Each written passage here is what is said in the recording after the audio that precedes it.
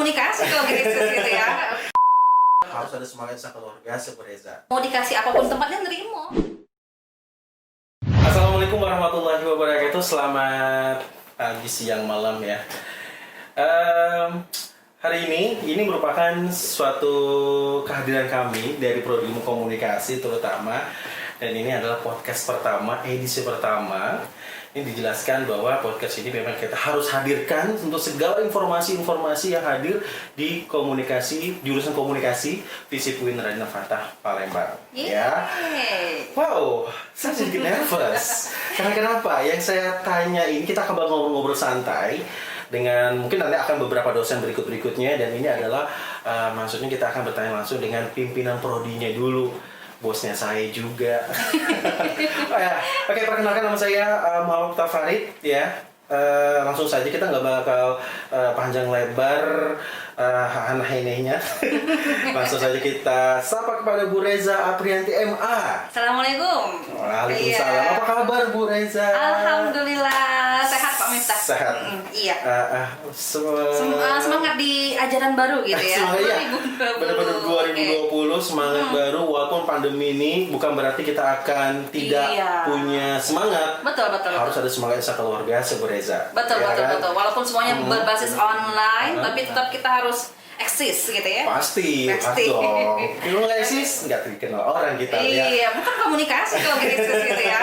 Ibu Reza Aprianti, Ibu adalah Kaprodi atau Ketua Program Studi Ilmu Komunikasi. Kalau boleh tanya-tanya, kita ngobrol santai aja lah ya. Iyalah. Kalau boleh tanya, itu kalau boleh tahu Bu, Ibu gimana nih? Semenjak Ibu ada di Ilmu Komunikasi FISIP tuh rasanya seperti apa? Senang atau gimana gitu? Kalau pada dasarnya kalau prodi itu sebenarnya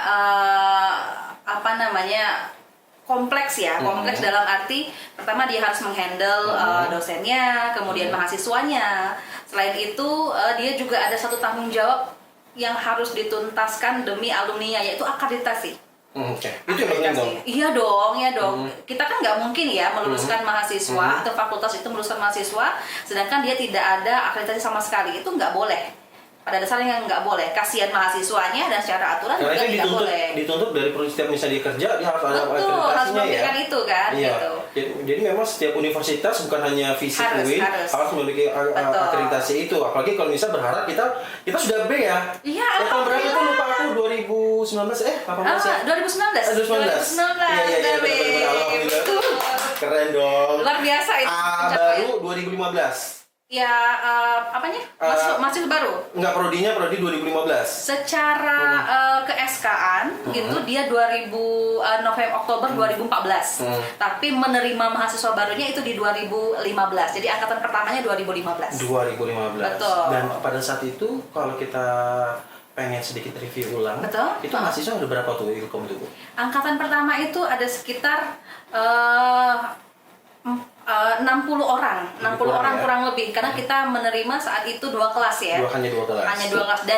Dan menurut sejarahnya karena dulu masih dalam bentuk IAIN. Oh iya. Betul. Sedangkan Prodi Ilmu Komunikasi kan berdirinya dia nomenklaturnya itu di Dikti ya. Dikti bukan di Kementerian Agama. Jadi dia masuk dalam kategori prodi yang umum. Saat itu dititipkan bahasanya. Dititipkan ke Fakultas Dakwah dan Komunikasi selama 1 angkatan, selama 1 tahun. Kemudian per 2016 berubah menjadi UIN. Maka mau tidak mau keilmuan yang umum itu harus dipisahkan. Makanya muncullah itu prodi-prodi baru dan fakultas baru. Ada 9 prodi umum yang ada di UIN sekarang. Salah satunya ilmu komunikasi. Betul. Dan itu pindah ke FISIP, rumahnya FISIP. Fakultas langsung masuk ke FISIP seperti itu. Di FISIP itu ada 2 prodi ya. Iya, betul. Kom sama ilmu politik. Ilmu politik. Oke. Kalau kita bercerita itu sangat berat sekali ya Bu, atau misalnya kalau kita pengen digali dulu ceritanya, butuh perjuangan gak sih untuk bisa melepas gini Bu, misal pindah rumah lah ke bukan kontrak rumah yang baru yang kita harus tempati, itu bisa cerita gak sih Bu? namanya anak ini ya anak bungsu, Nah. sedangkan sudah ada kakak-kakaknya yang sudah kadung besar, Udah tua ya. orang sudah terimage yang namanya UIN itu pasti yang keagamaan tarbiyah lah gitu Ya, ya misalnya, atau salah syariah lah seperti itu ya, usuluddin. Nah sedangkan kita anak baru nih, anak baru belum punya lulusan enggak, sedangkan jadi mau dikasih apapun tempatnya nerimo gitu ya.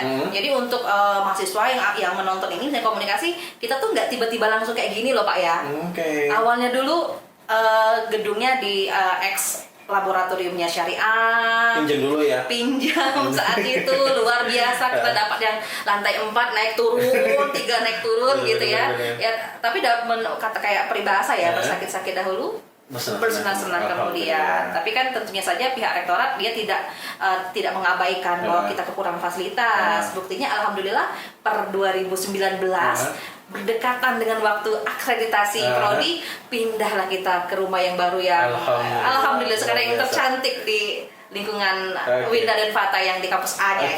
Tapi dari program studi ilmu komunikasi ini, walaupun hanya baru dengan nilai akreditasi B pada saat itu Bu ya, tapi gaungnya anak ilmu komunikasi itu sudah hampir sama lah, atau bisa dikatakan orang sudah terdengar, anak mana nih, anak FISIP, FISIP kan anak UIN, jurusan apa komunikasi, dan banyak orang-orang di luar sana mengatakan, wow, itu gimana Bu? Untuk bisa menjual ketenaran atau eksistensi dari ilmu komunikasi seperti apa yang Ibu terapkan kepada orang-orang luar seperti itu, gimana tuh Bu? Mau nggak mau itu semuanya kerjasama ya, orang-orang yang berada di dalam komunikasi sendiri, ya dosennya, ya mahasiswanya. Contohnya kalau dosen kan kita ada beberapa dosen yang dia memang potensial untuk mengembangkan dirinya, berkarir. Misalnya ada Pak WD1 Dr. Riri Rizal gitu ya, dia aktif dengan kegiatan keilmuannya, kemudian ada juga kegiatan dengan pengabdian masyarakatnya, itu juga menjual ke depan narasumber.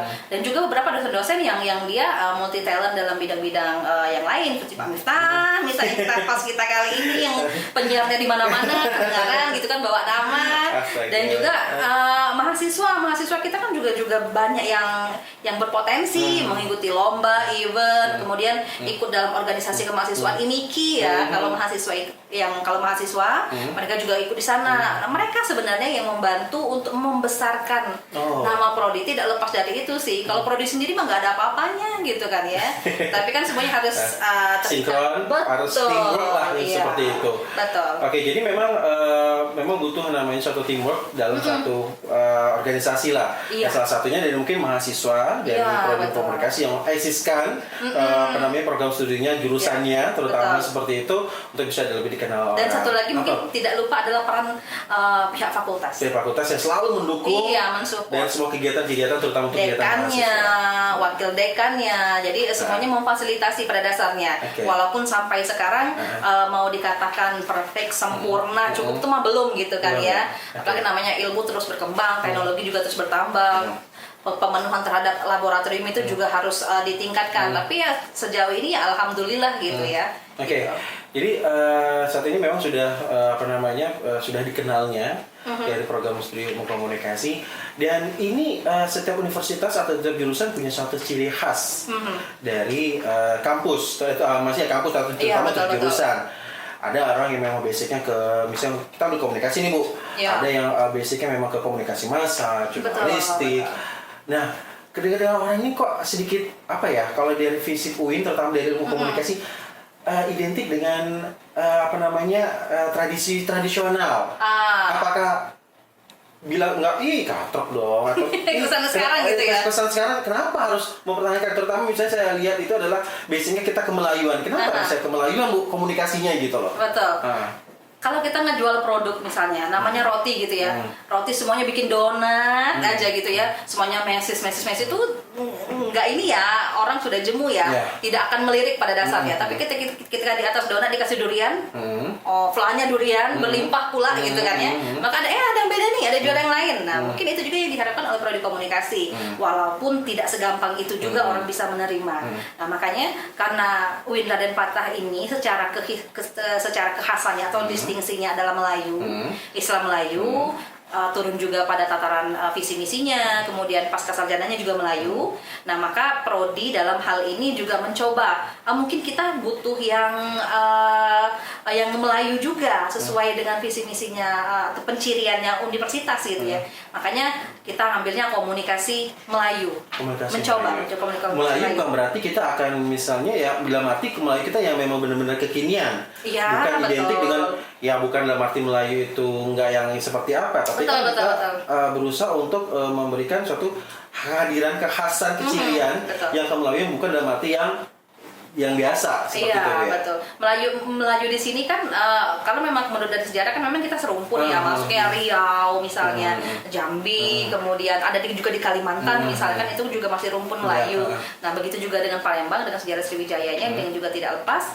Maka Melayu di sini pada dasarnya kalau dia bentuk yang terkininya dalam misalnya event misalnya manajemen event masyarakat Melayu. Artinya bagaimana masyarakat Melayu itu membuat sebuah kegiatan misalnya kan nanti tercermin dalam bentuk mata kuliahnya anak-anak disuruh bikin event Melayu seperti apa. Tapi kan tidak yang dia yang harus tradisional banget, tapi bisa dikemas dengan cara-cara yang kekinian. Seperti apa. Kemudian ada juga edukasi Melayu misalnya. Bagaimana cara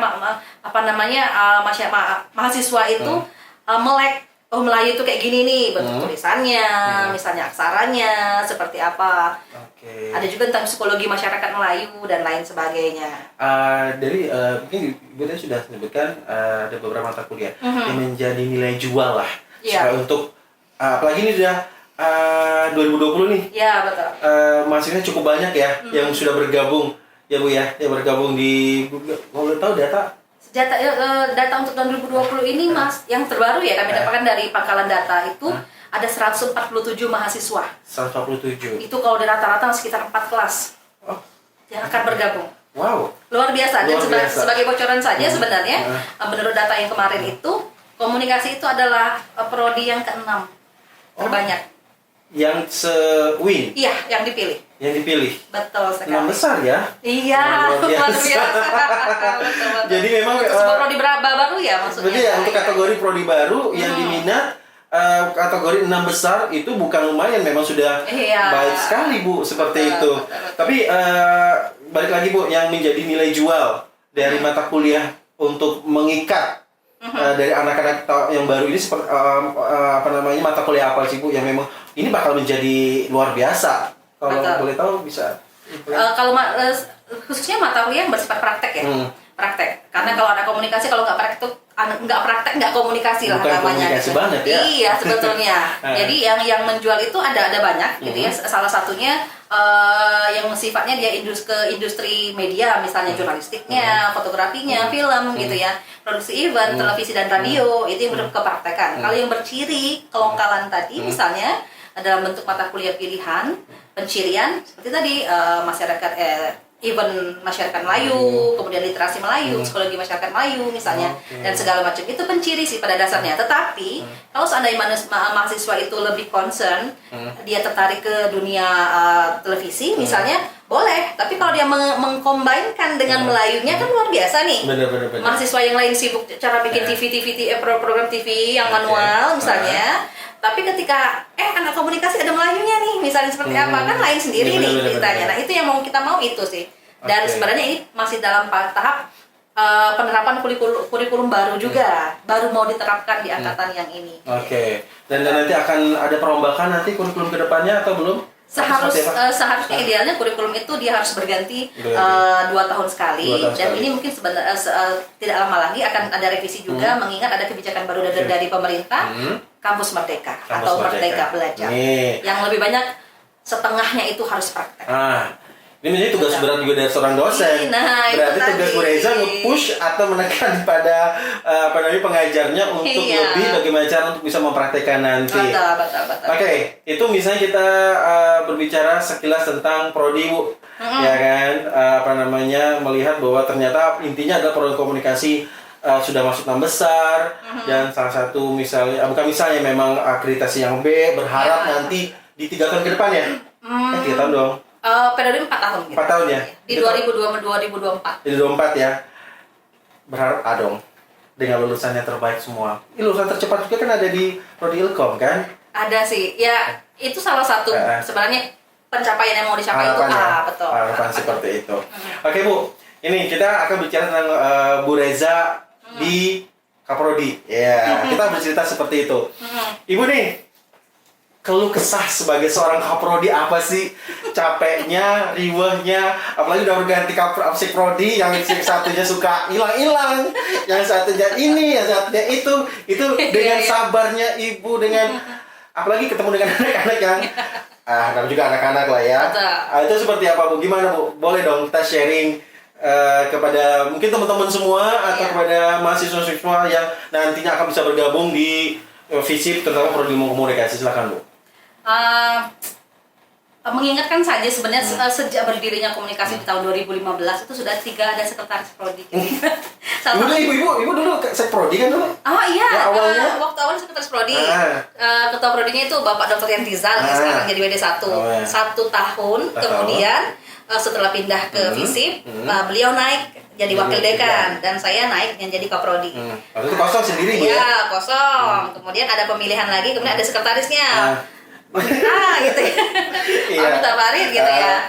Nextnya Pak Miftah ternyata diamanahkan ke lab saat itu ya. Mungkin lebih fleksibel kemana-mana, lebih lebih cocok di lapangan. Kemudian naiklah Ibu Gita Astrid menjadi sekretaris yang kedua. Ya, akan nanti ada di episode berikutnya akan ada Bu Gita. Betul. Dan next seiring dengan pergantian ini kemudian ada rolling lagi dan sekarang yang jadi sekretarisnya adalah Ibu Eras Kaita Ginting. Oke, jadi perempuan 1 laki, 2 perempuan. Iya, 2 perempuan. Seperti itu. Nah, dari sekretaris saja sebenarnya itu udah macam-macam gitu kan. Beragam karakter ya. Beragam. Ada yang nggak mantepan gitu kan ya. Ada yang mantep, kemudian ada segala macam. Ya tapi itu kayaknya seninya gitu ya. Seninya, jadi lebih leluasa untuk bisa lebih tahu, nggak harusnya benar-benar 10 betul. Betul. Gitu, ya. Terus yang kedua nih, gimana nih? Lihat anak-anaknya dari 2015 sampai 2019 aja dulu deh Bu. Sehat semua Bu ya. Karena kalau untuk mahasiswa ya jujur kayaknya ini sebenarnya PR untuk setiap prodi gitu ya. PR prodi itu gimana anak itu masuknya misalnya 50 keluar harus 50 gitu. Oke. Tapi iya keluar 50 tapi kecepatan waktunya nggak sama. Nah itu yang menjadi PR prodi. Itu menjadi suatu tugas berat ya Bu ya? Iya dong. Kenapa seperti itu Bu? Harus. Karena itu kan ada dalam proses akreditasi semuanya ada perhitungan. Jadi perhitungan itu idealnya akreditasi itu kan nilainya kan 5 tahun ke belakang gitu ya. 5 tahun ke belakang. Nah, ketika ada satu angkatan itu yang miss, misalnya dia masuknya 60 tapi keluarnya hanya 20, dipertanyakan 40 tuh dia apain? Prodinya ngapain gitu kan ya? Apa prodi cuma duduk-duduk doang nggak ngecek nih ceritanya? Iya.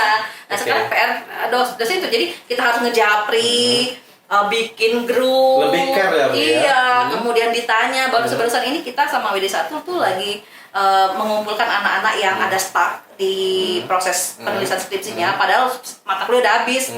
Sekarang tuh udah semester 9, bayangkan gitu ya.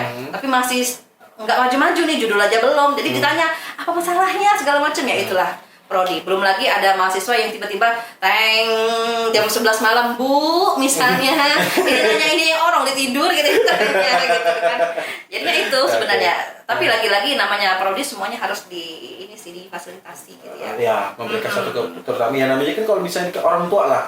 Orang tua. Ya kan orang tua di dunia pendidikan adalah dari Kaprodi atau ketua program studinya. Betul. Kalau kita berbicara tentang masalah tadi keriuhan dari seorang Kaprodi ya, dari positifnya prestasi yang pernah dicapai dari prodi ilmu komunikasi apa sih? Kalau terbesar secara tim tadi ya akreditasi gitu ya. Akreditasi kita baru akreditasi yang pertama menjelang kelulusan angkatan yang pertama kita bisa akreditasi B dengan nilai yang lumayan bagus 328 saat itu. Digendut ya kalau orang bilang. Iya betul. 200 ya. 238 ya. 238. Nah gitu. B. Kemudian prestasi yang berikutnya adalah lebih kepada kalau menurut data hampir setiap tahun komunikasi itu nggak pernah kekurangan mahasiswa, itu intinya gitu ya. Malah harus mengeliminasi segitu banyak mahasiswanya, baik itu lewat beberapa kali jalur penjaringan mahasiswa gitu ya. Artinya kita cukup artinya kan animo masyarakat juga lumayan gede kan, bagus ya untuk prodi baru. prestasi yang berikutnya yang menyenangkan itu adalah ketika mahasiswa kita misalnya menang event, ada yang keterima di sana, luar biasa. Kemudian ada angkatan pertama yang lulus, oh itu luar biasa ya Allah, mengantarkan mereka seperti itu gitu ya. Luar biasa. Iya, artinya sampai nih kita nih, artinya amanah orang tua yang dititipkan ke kita tuh selesai, ini anakmu dikembalikan lagi nih dalam proses sarjananya. Oke, benar-benar. Betul. Tapi memang lulusan banyak yang sudah bekerja semua itu ya. Angkatan 2015 itu tinggal tersisa sekitar 6 orang yang sedang proses. Selebihnya itu mereka sudah pada dunia masing-masing. Ada yang mau ambil studi lagi, ada yang sudah kerja, seperti itu. Ada yang kalau misalnya salah satunya ada yang pengen jadi chef juga, Bu. Iya. Dia mau sekolah lagi, ngambil chef lagi. Gitu lah ya. Nah itu prodi sebenarnya harus melacak dalam bentuk research tadi gitu kan ya, alumninya. Oke, itu yang menjadi suatu kepuasan sendiri dari hal positif, negatifnya, enak ya enak, yang mau harus dijalankan. Ini saya mau tanya, Bu, ke depan apakah akan ada namanya pemecahan dari prodi, Bu? Karena kan ini sebuah tuntutan mungkin. Ada beberapa concern yang harus diterapkan ke anak-anak. Apakah dia pengen konsentrasi gitu ya? Iya, konsentrasi. Apakah mereka ingin jadi dalam sebuah prakteknya, ya dalam sebuah prakteknya mereka saya pengen jadi di dunia broadcast dong, saya pengen jadi jurnalis dong, aku pengen jadi humas dong. Itu kedepannya akan seperti itu atau akan tetap ke umum, maksudnya hanya komunikasi gitu ya? Kalau kita melihat saja ini permintaan pasar ya pada dasarnya kan, lulus alumni kita ini lebih dibanyak di posisi yang mana yang dibutuhkan mereka gitu. Tapi tidak juga menutup kemungkinan bahwasannya nanti akan ada di konsentrasi yang kita untuk memilih mereka mau ini atau ini. Mungkin lebih tepatnya sekarang kalau memasuki era yang ke depan yang berbau-bau digital mungkin ya. Ya, mungkin kalau dia misalnya periklanan mungkin yang berbasis e-marketing atau misalnya e-advertising seperti itu kan jurusan kan yang lebih menjual. Tapi yang sedang direncanakan pihak prodi dan fakultas sekarang itu sebenarnya membuka kelas internasional, misalnya menerima mahasiswa asing yang belajar di sini, misalnya dalam bentuk transfer kredit, kemudian bisa juga kerjasama internasional lainnya. Karena kita ingin memenuhi visinya fakultas, yaitu berstandar internasional, itu penting, internasional, khususnya Asia dulu nih, gitu, betul Asia dulu. Jadi nggak hanya prodinya, nggak hanya dosen, tapi mahasiswa juga harus kompetisinya, betul, internasional, Asianya dulu. Jadi jalan-jalannya udah melangkah nih, gitu kan ya. Nggak main lokal. Betul, main Palembang, gitu ya, dan sebagainya. Itu sih. Oke, pasti itu harapannya terbesar dari prodi komunikasi adalah kita tuh go internasional ya, tingkat Asia dulu lah. Iya, Asia, betul. Sesuatu yang bisa dihasilkan baik dari dosennya maupun dari mahasiswanya. Iya, betul. Oke, Bu, kita akhiri dulu. Yang pasti terima kasih sudah ngobrol asik, santai.